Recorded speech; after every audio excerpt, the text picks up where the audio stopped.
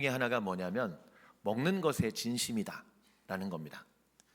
먹을 수 없는 것 빼고는 다 먹는 게 우리 민족의 특징입니다. 뭐 여러 가지 다양한 방법으로 먹습니다. 굉장히 맛있게 먹습니다.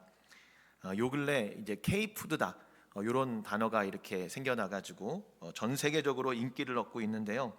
이 K푸드라는 거는 한마디로 그런 겁니다. 한국에서 유래한 음식, 식문화 이런 걸 통칭하는 말인데 전 세계적으로 지금 인기를 얻고 있는 그런 한국 음식의 트렌드를 이야기합니다. 그래서 K푸드가 인기 있는 이유가 몇 가지가 있습니다. 첫 번째는 발효 음식이고요. 소화가 잘 됩니다. 또 채소 중심의 식단으로 건강한 이미지를 이렇게 잘 만들어가고 있습니다. 또 하나는 맛이 굉장히 다양합니다. 뭐 단맛, 짠맛, 매운맛 뭐 이런 다양한 맛들의 조화를 굉장히 잘 이루고 있습니다. 또 이 한류의 영향, 뭐 K-팝이라든가 K-드라마라든가 또 뭐 컨텐츠, SNS 이런 걸 타고 전 세계적으로 이 맛에 대한 소개가 다양하게 되고 있기 때문에 굉장히 이제 인기를 얻고 있습니다. 그래서 한번 이렇게 검색을 해보니까 우리나라 10가지 인기를 얻고 있는 대표적인 음식이 치킨, 김치, 뭐 비빔밥, 불고기, 라면, 삼겹살, 떡볶이, 김치볶음밥, 잡채, 김밥 뭐 이런 것들이 이렇게 쭉 있습니다. 사실 제가 설교할 때 이 성경 얘기 외에 다른 얘기 잘 안 하는데 오늘 이 본문이 먹을 것과 굉장히 관련이 많이 돼 있기 때문에 이 K푸드 먹을 거 이런 거를 먼저 좀 여러분 언급을 했는데요. 우리가 먹는 이런 음식, 이런 양식의 특징이 있습니다. 그게 뭐냐면 첫 번째가 안 먹으면 죽습니다. 꼭 먹어야 됩니다. 그 다음 두 번째가 매일 먹어야 됩니다. 매일. 한 끼라도 하루라도 굶으면 못 견디는 분들도 계시잖아요. 그러니까 음식은 상식적으로 매일 먹는 게 맞습니다. 그 다음 세 번째는 땀을 흘리고 대가를 치러야 음식을 얻고 먹을 수가 있습니다. 아무것도 안 하고 가만히 있는데 먹을 수 있는 사람은 굉장히 드물어요. 부모님을 잘 만났다든가 나라를 잘 만났다든가 뭐 그렇지 않으면 우리가 땀을 흘려야 되고 수고를 해야 됩니다. 그 다음에 네 번째는 이렇게 치열하게 양식을 얻어서 먹을수록 죽음에 가깝습니다. 그러니까 우리 권사님들, 장로님들 보다 우리 아이들이 더 많이 살 거예요. 그렇지 않습니까? 이게 우리의 상식이죠. 왜냐하면 우리가 밥을 더 많이 먹었기 때문이에요. 우리의 밥그릇수가 점점 쌓여갈수록 아이러니하게도 우리는 죽음을 향해 달려가고 있다는 겁니다. 오늘 이 본문에 예수님이 지난주에 오병이어의 기적을 행하십니다. 먹을 걸 줬습니다. 먹을 거를. 어린아이 한 명의 작은 도시락이 예수님의 이 손에 들려지고 예수님 축사하시고 불가능할 것만 같았던 그 수만 명의 사람들을 예수님이 이 하나의 작은 도시락을 가지고 놀라운 기적을 베푸십니다. 그 문제는 그 이후에 더 많은 인파들이 막 예수님께 몰려드는 거예요. 열광적으로 박수하고 환호하고 지금이야말로 당신이 왕이 될 때입니다. 깃발을 들 때입니다. 이러면서 우리의 왕이 되어 주셔가지고 이 어두움의 통치를 빨리 전복시키고 해결하시고 우리의 굶주림, 우리의 허기짐 이런 것들을 빨리 좀 회복시켜 주시고 구원해 주세요 라고 사람들이 열광적으로 외치면서 예수님께로 나와왔습니다. 근데 예수님이요 이런 열광적인 무리에 반응하고 다르게 그 오병이어의 기적을 행하신 다음에 무리를 다 흩으십니다. 그리고 제자들은 배를 태워가지고 건너편으로 이렇게 보내시고요. 예수님은 어떻게 하시느냐? 산으로 기도하러 홀로 올라가십니다. 자기를 왕 삼으려고 하는 이러한 유혹을 이기시는 거예요. 무리의 유혹에 넘어가지 않도록 제자들을 강 건너편으로 이렇게 보내십니다. 그리고 그 후에 이 오병이어 기적 다음 성경의 내용을 보면 바람과 파도를 만나서 고생하는 제자들을 돕고자 물을 걸어서 오시고요. 그리고 제자들과 함께 건너편에 가버나움으로 이렇게 가셨습니다.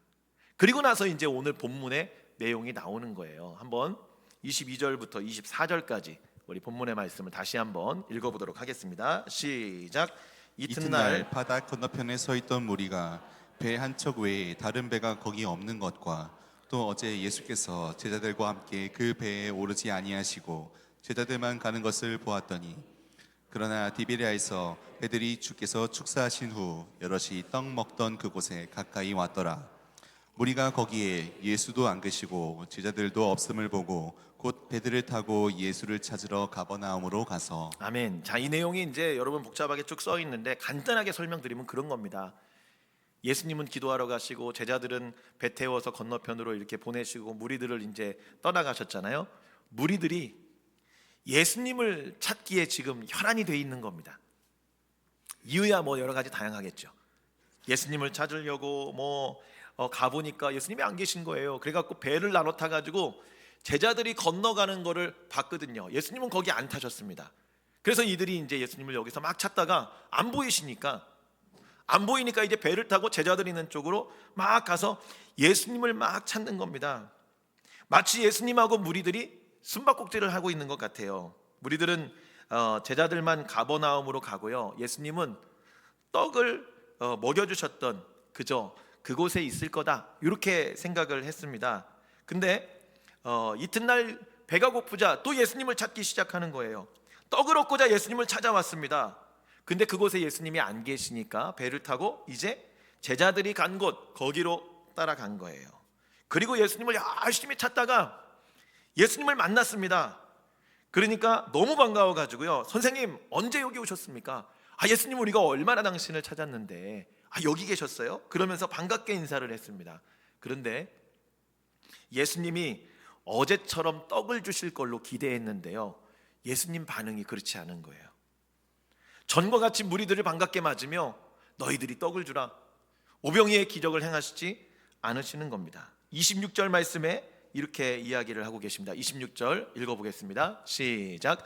예수께서 대답하여 이르시되 내가 진실로 너희에게 이르노니 너희가 나를 찾는 것은 표적을 본 까닭이 아니요 떡을 먹고 배부른 까닭이로다. 자, 여기 보십시오. 예수님이 예수님을 찾는 목적이 떡을 먹고 배가 부르자 또 떡을 먹고 싶어가지고 예수님을 찾는다 이렇게 말씀하십니다.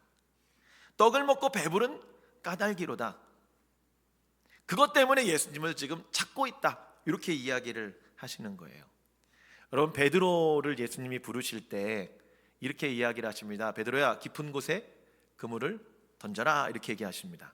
깊은 곳은 고기가 그물이 잘 내려가면서 고기가 다 밑으로 빠져나가기 때문에요. 이 어부의 입장에서는 맞지 않는 이야기입니다. 근데 그 말씀에 순종해 그물을 내리니까 고기가 153마리가 잡혔습니다. 엄청난 그 숫자의 물고기가 잡힌 거예요. 베드로의 그 배의 크기로는 감당할 수 없을 만큼 놀라운 엄청난 숫자의 물고기가 잡혔습니다. 그리고 나서 어떻게 합니까? 그물을 버려두고 예수를 쫓으니라 이렇게 나옵니다. 그물을 버려뒀습니다. 베드로가 다시 예수님한테 예수님 이번엔 어디다가 던질까요? 예수님 어디다 던지면 물고기 이렇게 많이 잡을 수 있을까요? 제가 지난번에 153마리 잡은 거 팔아가지고 이것도 사고 저것도 사고 맛있는 거 많이 먹고 필요한 것도 사고 그랬는데 이제 다 떨어졌습니다. 어디다가 던질까요? 그러지 않습니다. 어떻게 합니까? 고기 잡는 것을 청산하고 구원자 되시는 예수님을 따라가는 거예요. 이것이 사람 낚는 어부가 되어 하나님 나라를 구하는 삶을 베드로가 살아갑니다. 이게 여러분 예수님을 만난 사람, 표적을 경험한 사람, 은혜를 경험한 그런 사람의 바른 태도인 줄로 믿습니다. 근데 사람들은 그렇지 않았습니다. 오병이의 기적을 먹고 예수님한테 찾아와서 또 떡 달라고, 어제 먹은 기적을 또 보여달라고 그렇게 요구합니다. 근데 오병이의 기적을 먹고 이 무리들이 베드로처럼 그런 올바른 자세를 갖는다면 어떻게 해야 되겠습니까? 예수님이 왜 무리에게 떡을 주신 이유가 계속 떡을 주시기 위함이다라고 이야기하지 않았을까요? 기적을 경험하고 여러분 예수님과 연결된 삶을 살기를 바랍니다. 베드로처럼 예수님의 의도를 파악하고요, 물고기가 아닌, 떡이 아닌 하나님의 뜻에 주목하며 나아가기를 주님은 원하신다는 겁니다. 예수님은 이제 떡 걱정 말고 예수님 믿고 하나님 나라를 구하고 그런 성도의 삶을, 거룩한 삶을 걸어가라고 우리에게 말씀하고 계십니다.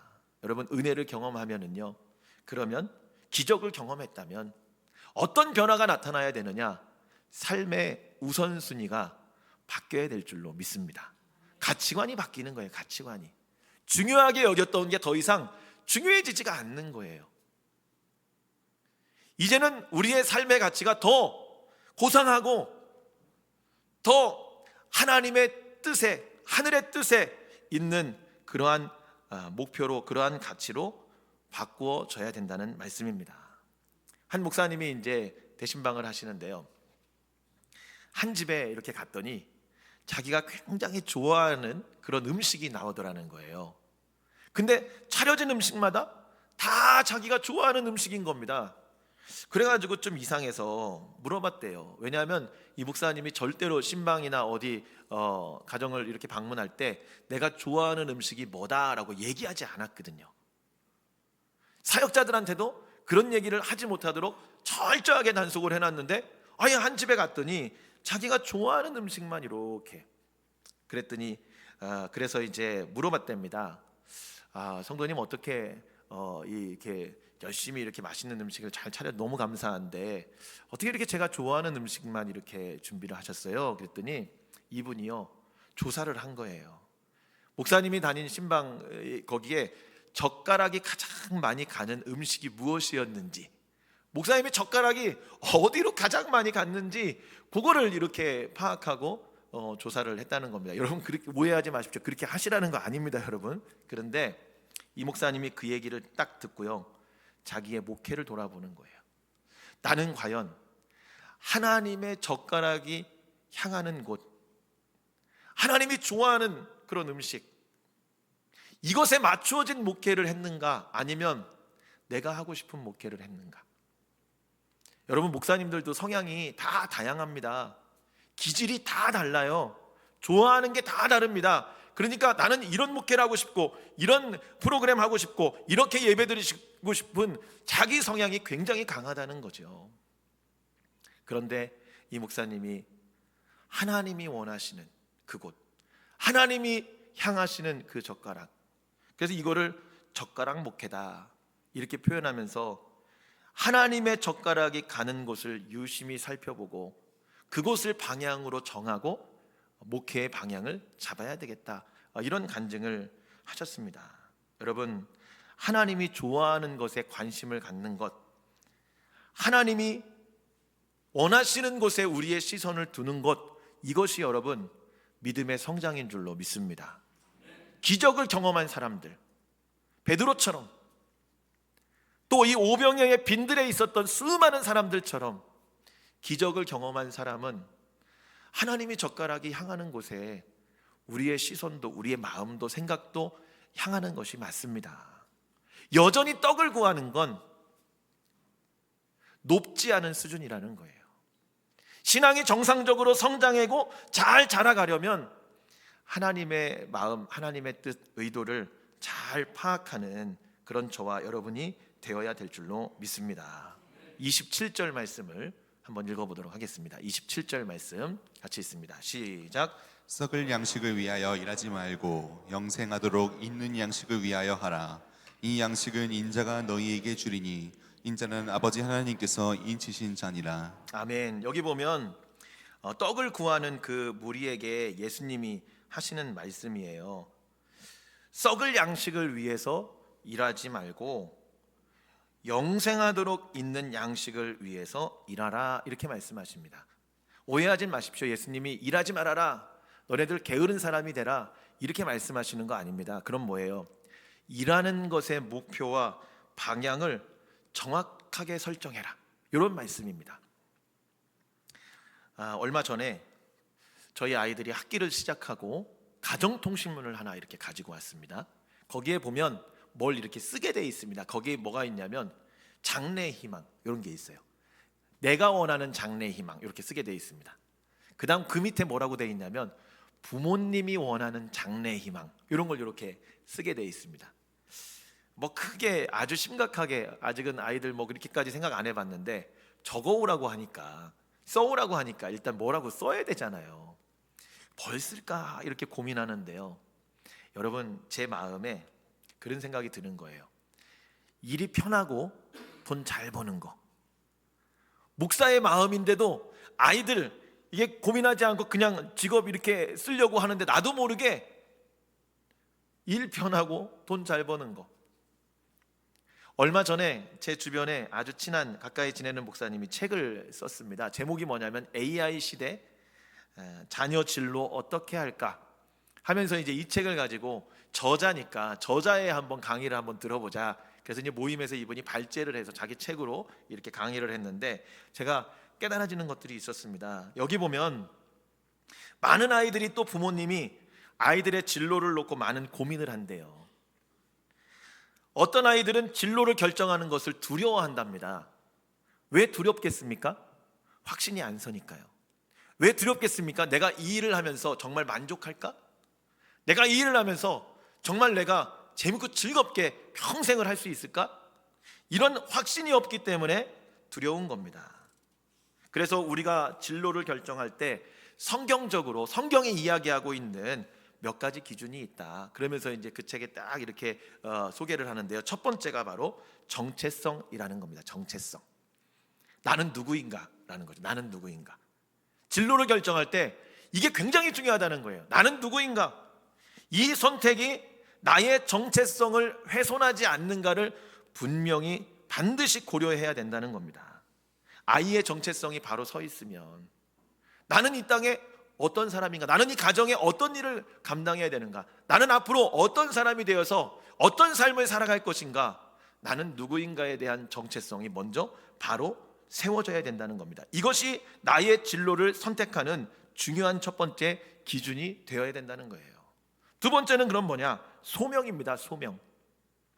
성경이 우리에게 말하는 두 번째 진로를 위한 것은 나는 무엇을 위해 부름을 받았는가?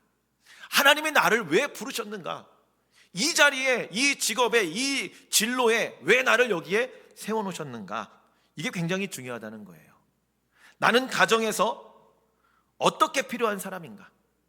나는 세상에서 과연 어떻게 필요한 사람인가? 나는 하나님의 나라를 위해 어떻게 부름을 받아서 이 나라에 필요한 사람이 되어야 하는가? 여러분, 이게 굉장히 중요하다는 겁니다. 그래서 하나님 앞에 나는 어떻게 살아갈 것인가를 깨닫는 것이 정말 중요하다, 이렇게 이야기를 합니다. 그리고 이런 정체성과 소명을 가지고 직업을 선택해야 된다는 거예요. 직업은 나는 어떤 도구로 살아갈 것인가를 결정하는 굉장히 중요한 그러한 방법입니다. 우리가 이러는 목적이 얼마나 돈을 많이 벌 것인가, 얼마나 편하게 살 것인가. 저는 문득 그걸 적으면서 이런 기준을 가지고 적었던 제 자신이 굉장히 부끄럽더라고요. 여러분, 이 선택이 나의 정체성을 훼손하지 않는가? 이 선택이 과연 하나님이 나를 부르신 소명, 이 가정이 나를 필요로 하는 부분, 세상이 나를 필요로 하는 부분을 어떻게 채워나갈 것인가? 이러한 것들을 고려해서 결정하는 것이 너무너무 중요하다, 이런 내용이 주를 이루는 그러한 책이었습니다. 여러분, 하나님 앞에 이 선택이 나의 소명을 가로막지 않는가? 과연 이 선택이 하나님과 나를 더 멀어지게 하지는 않는가? 하나님 앞에서 나는 어떻게 살아갈 것인가를 분명히 하며 방향을 정확하게 정하고 살아가는 저와 여러분이 되어야 될 줄로 믿습니다. 이것이 오늘 예수님께서 우리에게 말씀하시는 썩을 양식을 위해서 일하지 말고 영생하는 양식을 위해서 일하라, 이런 말씀인 줄로 믿습니다. 28절과 29절의 말씀 한번 읽어보겠습니다. 28절과 29절 시작. 그들이 묻되 우리가 어떻게 하여야 하나님의 일을 하오리까? 예수께서 대답하여 이르시되 하나님께서 보내신 이를 믿는 것이 하나님의 일이니라 하시니. 아멘. 자, 이 사람들이 이제 이 얘기를 듣고요, 이해가 잘 안 되는 거예요. 그래서 예수님께 묻습니다. 예수님, 그러면 우리가 어떻게 하는 것이, 어떻게 일하는 것이 하나님의 일을 하는 것입니까? 라고 물으니까요, 예수님이 거기에 대한 답변입니다. 뭐라고 말씀하시느냐? 하나님께서 보내신 일을 믿는 것이 하나님의 일이다, 이렇게 얘기하십니다. 아주 단호하고 명확하게 하나님이 보내신 이 예수님을 믿는 것이 하나님의 일이다라고 이야기합니다. 가장 중요한 것, 다른 것과 아무리 중요한 것들이 있어도 바꿀 수 없는 것, 그것이 뭐냐면 예수님을 믿는 것이다 라는 거예요. 세상의 모든 걸 다 얻어도요, 예수님 잃으면 모든 걸 다 잃은 겁니다. 왜요? 우리의 인생은 육신의 인생으로 끝나지 않기 때문에 그렇습니다. 우리의 영혼은 하나님 앞에 영원한 삶을 살아가야 되기 때문에 예수님이라는 구원의 존재가 가장 중요하다라고 우리에게 말씀하고 계시는 겁니다. 그럼 무엇을 믿어야 되느냐? 첫 번째, 예수님이 십자가에 죽으신 것을 믿어야죠. 나의 죄를 대속하시고 나의 죄를 다 해결하시고, 여러분, 이거는 성경에 나와 있는 죄의 문제, 죄의 관계, 이 선악과 사건, 이런 것들을 여러분 우리가 자주 언급하지만 아무리 강조하고 또 강조해도 지나치지 않습니다. 너무나 중요합니다. 죄의 문제를 해결하지 않으면 구원받지 못해요. 죄값 때문에 지옥 가는 겁니다. 근데 이 문제를 해결하신 예수의 십자가를 믿는 것, 이것이 여러분 하나님의 일을 하는 거예요. 그 다음 두 번째는 뭘 믿어야 되느냐? 예수님 부활하신 걸 믿어야 됩니다. 부활이여 생명이신 예수님을 믿으면 죽어도 살고, 살아서 믿으면 영원히 죽지 않겠다 말씀하시거든요. 여러분, 두려움과 슬픔이, 사망의 고통이, 이런 절망과 좌절이 부활하신 예수를 통해 이기고 승리하게 되는 줄로 믿습니다. 사순절 기간을 가고 있는데 여러분, 우리가 부활절을 기다리잖아요.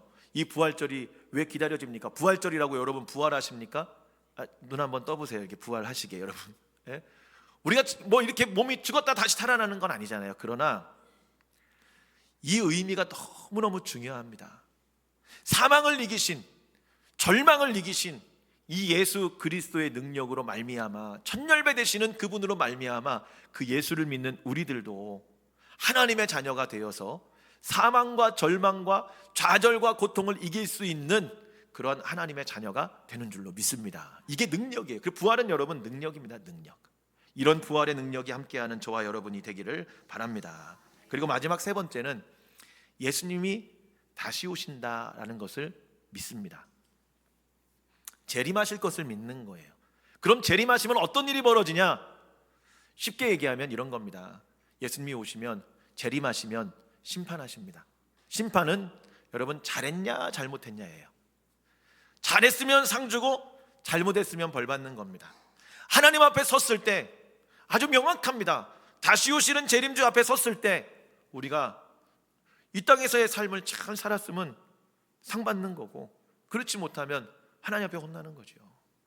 그러나 이 기준을 결정할 때 너무너무 중요한, 가장 중요한 기준이 바로 예수님을 믿는 것, 이 예수님을 믿음으로 통해 우리가 천국에 들어갈 수 있는 것, 이것이 너무너무 중요하다는 겁니다. 다른 잘못은 그냥 여러분 하나님 앞에 좀 이렇게 혼나도 이건 용서받을 수 있는 잘못들이에요. 그러나 예수님을 믿지 않는 이 잘못은 돌이킬 수가 없는 겁니다. 그래서 반드시 우리의 육신이 하나님 앞에 이 수명이 끝나는 날까지 주님 앞에 믿음으로, 예수님을 믿음으로 구원받는 하나님의 자녀가 되어야 될 줄로 믿습니다. 우리 이제 30절부터 33절 말씀을 이제 보도록 하겠습니다. 시작. 그들이 묻되 그러면 우리가 보고 당신을 믿도록 행하시는 표적이 무엇이니까 하시는 일이 무엇이니까? 기록된 바 하늘에서 그들에게 떡을 주어 먹게 하였다 함과 같이 우리 조상들은 광야에서 만나를 먹었나이다. 예수께서 이르시되 내가 진실로 진실로 너희에게 이르노니 모세가 너희에게 하늘로부터 떡을 준 것이 아니라 내 아버지께서 너희에게 하늘로부터 참떡을 주시나니 하나님의 떡은 하늘에서 내려 세상에 생명을 주는 것이니라. 아멘. 자, 이렇게 뭐 길게 우리가 쭉 읽었는데 여러분 내용을 읽어도 아마 딱 이해가 안 되실 수도 있습니다. 쉽게 설명을 하면 그런 겁니다. 간단하게 설명을 드릴게요. 이 무리들이요, 예수님한테 와가지고 지금 따지는 거예요. 그러면 예수님, 먹을 거 안 주실 거면 모세도 40년 동안 200만 명이 넘는 이스라엘 백성을 광야에서 하나님이 매일매일 만나 주셨는데, 만나 주셨다는 게 만나를 주셨는데 떡 한 번 주시고 입 싹 닦으시는 거는 너무한 거 아닙니까? 지금 그런 얘기예요. 모세도 40년을 줬는데 예수님은 지금 빈들에서 한 번 주시고 지금 입 싹 닦으시는 거는 너무 박하신 거 아닙니까? 지금 우리가 지금 그런 얘기예요. 여러분, 그렇게까지 노골적으로 얘기는 안 했지만 지금 이게 표현하는 표현이 그런 내용입니다. 그랬더니 예수님이 하시는 말씀이 그거예요. 만나를 모세가 준 줄 아느냐? 이 광야에서 만나를 모세가 줘서 그들로 하여금 먹게 한 게 아니고 하나님이 주신 것이다. 모세에게 하늘로부터 떡을 준 것이 아니라 내 아버지께서 너희에게 하늘로부터 이제 참떡을 주실 것이다. 영원히 목마르지 아니한 생수와 같은, 단번에 믿음으로 구원받게 하시는 생명의 떡, 지금 그걸 이야기하시려고 이 모세의 만나, 요 대화를 지금 이렇게 이끌어 가시는 거예요. 여러분, 예수님은 단번에 믿음으로 구원을 이루신 줄로 믿습니다. 이것처럼 쉬운 게 어디 있습니까? 그런데 중요한 건 믿는 거는 쉬울 수 있는데요, 그렇게 사는 것은 결코 쉽지 않습니다. 믿음으로 사는 것은 여러분 결코 쉽지 않아요. 35절 말씀에 예수님이 이렇게 얘기하시죠. 나는 생명의 떡이니 내게 오는 자는 결코 줄이지 아니하고 나를 믿는 자는 영원히 목마르지 아니하리라 말씀하십니다. 예수를 믿으면 얻는 은혜와 구원의 축복이지요. 그러나 그 믿음의 길을 걸어가는 것은 결코 쉬운 것은 아닙니다. 믿음의 말을 해야 돼요. 세상에서 인내하고 참아야 돼요. 때로는 손해도 봐야 됩니다. 양보해야 됩니다. 용서해야 됩니다. 용납해야 됩니다. 여러분, 믿음은 쉬울 수 있지만 믿음의 삶은 결코 쉽지 않아요. 그래서 예수님이 우리에게 도우시는 성령을 허락하신 줄로 믿습니다. 아직도 내 안에 막 옛날에 그 근성들, 예수 믿기 전에 승질들, 이런 것들이 내 안에 막 가득 차 있으면은요, 믿음의 삶을 사는 게 너무 힘들어요. 그런데 하나님의 은혜가, 성령의 충만함이 여러분 가운데 임하면 이전 것은 지나갔으니 보라 새 것이 되었도다. 이전에는 막 성격이 막 더럽고 막 거칠고 다른 사람한테 상처 주고 힘들게 하고 부정적이고 이랬는데 성령께서 내 안에 오시면, 성령의 충만함으로 우리를 채우시면 이 모든 것들이 지나가고 하나님의 그 새 기름으로 부어지는 줄로 믿습니다. 여러분, 이번 내일부터 진행되는 2주간의 특별 새벽 기도회 동안에 우리가 이 성령의 기름을 부음받기를 원합니다.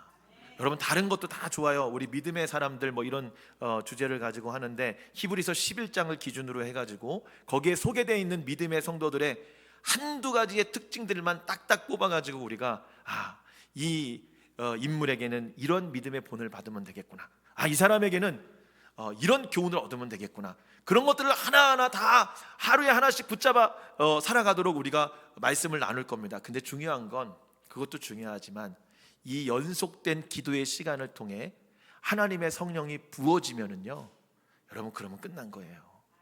이전 것은 지나가는 거예요. 예전의 나의 모습은 사라지는 겁니다. 새로운 하나님의 은혜로 채워지는 시간이 될 줄로 믿습니다.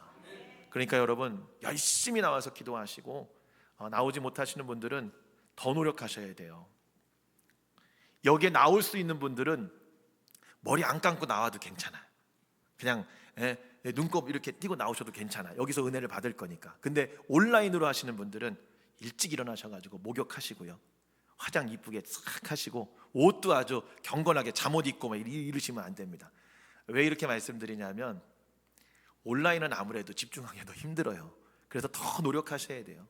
더 하나님 앞에 예배 준비를 잘해야 돼요. 여기 나와 계신 분들이 10분 전에 나와서 예배를 드린다면 온라인은 30분 전부터 기도하면서 준비하셔야 돼요. 여러분, 그렇게 2주 동안 하나님이 주시는 큰 은혜 가운데 주님 앞에 성령의 충만함으로 채워지는 저와 여러분이 되기를 바랍니다. 그래서 오늘 본문의 말씀처럼 기적을 경험했습니다. 먹을 것을 먹었습니다. 예수님을 만났습니다.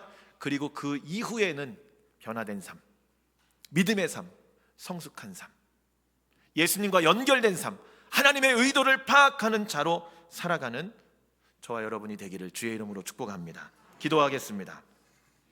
오늘 주신 말씀을 우리가 생각하며 하나님 앞에 잠시 기도하는 시간을 갖도록 하겠습니다. 예수님을 믿는 것이 하나님의 일입니다. 그리고 그렇게 믿는 믿음의 성도로 우리가 살아가야 됩니다. 주님, 어떤 응답, 어떤 기적, 놀라운 하나님의 은혜를 경험하고 예수님을 만났습니까? 그러면 이제 제자의 삶을, 이제는 예수님의 의도를 파악하고 예수님의 뜻을 따라가는 그러한 성도로서의 삶을 살게 하여 주옵소서. 그렇게 우리 하나님 앞에 말씀을 생각하며 잠시 기도하는 시간 갖겠습니다. 기도하겠습니다. 아버지 하나님 감사합니다. 오늘도 우리 가운데 하나님 말씀하여 주시고 은혜를 허락하여 주심에 감사합니다. 주님, 오병이어의 기적 놀라운 일입니다.